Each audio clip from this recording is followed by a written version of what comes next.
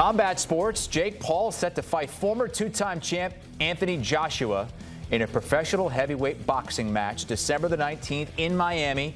It's an 8-round fight featuring 3-minute rounds, both boxers wearing 10-ounce gloves. Paul 12-1 in his short time as a boxer. Joshua, a two-time unified heavyweight champion with an Olympic gold medal to his name. UFC president Dana White thinks Paul is making a big mistake. Did I see the fight being worked on December 19th in Miami? Yeah. No. Do you know which fight I'm talking about? No. Fair enough. Oh, Jesus. That's a bad idea. That's a bad idea. But let me tell you what. A lot of people watch that one. Will you watch it? Sure. You know what everybody's tuning in for on that one. I think everybody's going to get what they've finally been waiting for. Referring to Paul being knocked out as we welcome in Shakiel Mahjori. Shaq, do you think it might be as decisive as Dana White thinks this fight could be?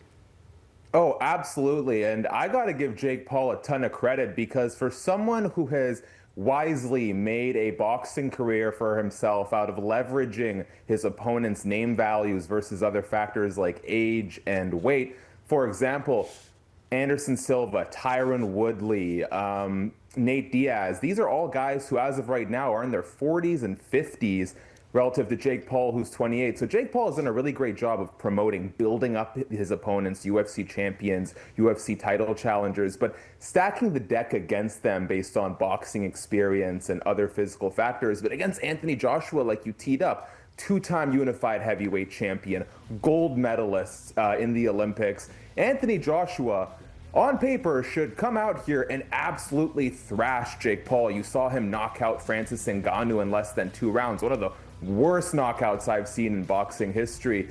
So kudos to Jake Paul. 10-ounce gloves, professional fight.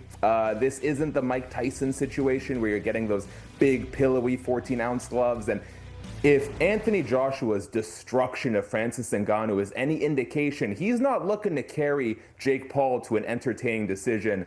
He's looking to put his lights out. So if the result is what you and Dana White and many more believe it will be, assuming Paul can get healthy enough to fight again, what could be next for him? I'm not sure. You know, I think the bigger question right now is what does victory, what does success look like for Jake Paul? And candidly, should the bell ring and he hasn't gunned it back to his hotel room already, that in itself is a victory for Jake Paul. If he can survive a round, that's a victory for Jake Paul. And if he can somehow take it all the way to a scorecard or even take a round off of Anthony Joshua, I think we're going to have a lot of respect for Jake Paul because this is a fight that he should not be putting himself in. As for what's next, I'm curious to see. Some people sort of think this is Jake Paul's cash out moment. He's going to get the biggest, hardest fight he can, and then we're never going to see him again. Jake Paul would lead you to believe that he still has aspirations to be a world champion.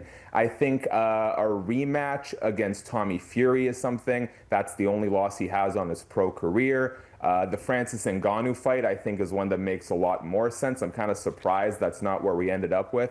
So Jake Paul will always have options. He's a smart promoter. As long as he can find the right opponent to sort of elevate into that position, there's money for him to be made. If everybody thinks this is going to go one way, what does Anthony Joshua stand to gain from this?